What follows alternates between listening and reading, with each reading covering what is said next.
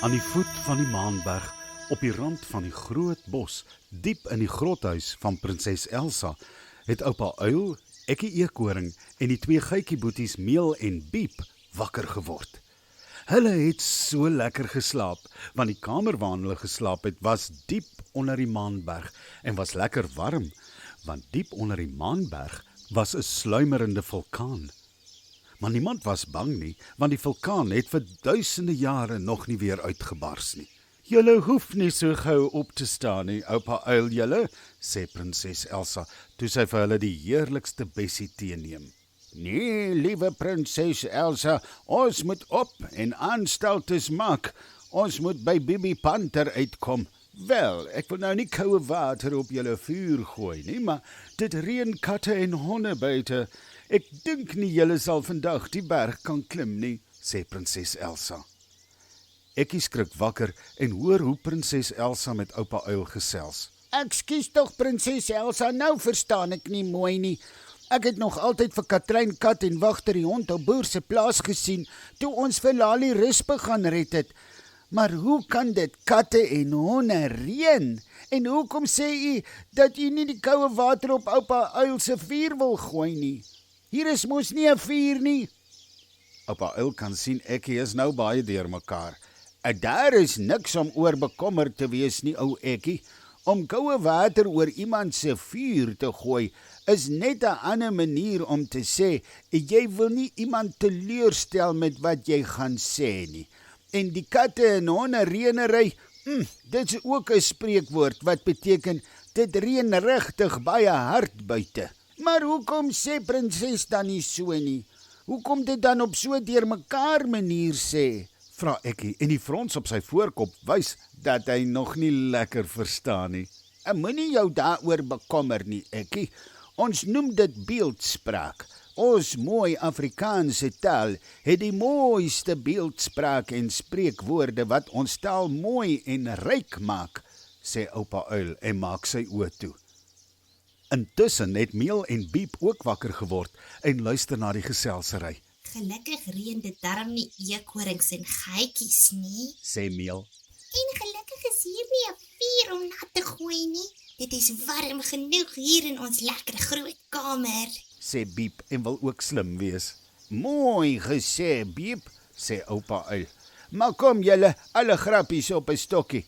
Ons het nou 'n uitdaging. As ons nie nou vlieg nie, sal ons nie vandag by Bibi Panter se swart kasteel kan uitkom nie." Prinses Elsa val vir oupa Uil in die rede. "Ekskuus dat ek jou in die rede val, oupa Uil, maar daar was lank gelede 'n lang tonnel hier in die Maanberg.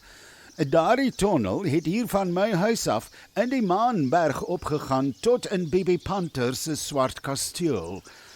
Koning Louis Leo se papa het nog in daardie tonnel opgegaan voordat die aardbewing die tonnel se deur met rotse toegeval het. Nou weet niemand waar die ingang na die tonnel is nie." "Ek wil nou nie uit my beerd praat nie, sê Meel. maar as ek en Biep 'n bietjie mag rondsoek, sal ons sekerlik daardie tonnel se opening kan kry. En ons is mos klein.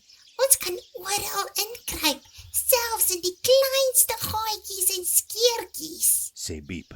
"My gedoorie waar," sê oupa Uil en maak albei sy mooi geel oë oop. "Dis waar, prinses Elsa, en as daar iemand is wat die tonnel se opening sal kan kry, is dit hierdie twee rakkers." "Maar is dit nie gevaarlik nie, julle?" vra Ekkie.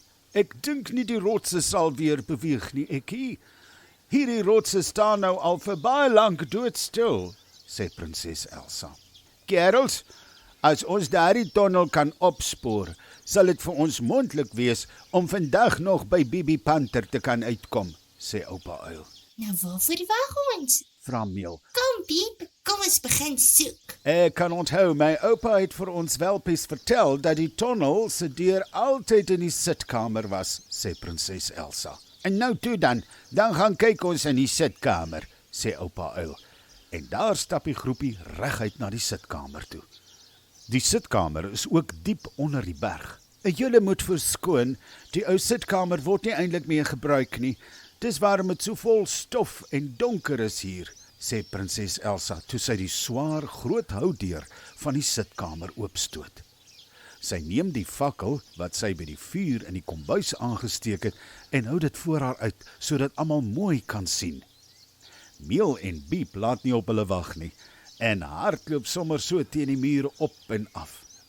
Dit was nie lank nie toe hulle asfaal en vol stof terugkom, Ek het dit! sê Biep opgewonde, Die tonnel se ingang is agter daardie los klippe wat daar op 'n hoop lê. sê Meel. Kom ons werk saam, dan dra ons daar die klippe een kant toe.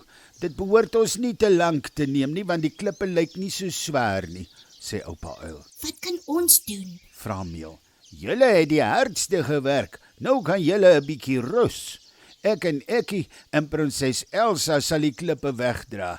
Kom julle, kom ons dra die klippe mooi na die ander kant van die sitkamer toe, en dan sit ons dit mooi daar neer, sê oupa uil, en begin somme met die eerste ronde klip die naaste aan hom. Nadat oupa uil, prinses Elsa en Ekkie al die klippe mooi weggedra het vir die tonnel se opening, kon hulle die warm lug ruik wat uit die tonnel uit by die sitkamer inkom.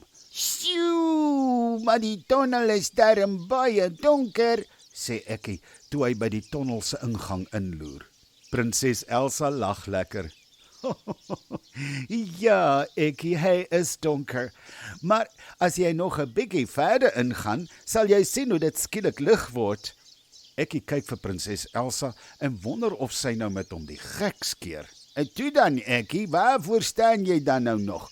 Gaan nou tog 'n bietjie verder in, sê oupa uil. Ekkie gee versigtige tree of twee verder by die tonnel in. En jou waarlik, daar begin die mure van die tonnel 'n sagte groen lig afgee. Sjoe, kyk net hoe mooi kan ek nou hier binne sien, sê Ekkie. Dit is wonderlike nuus, julle.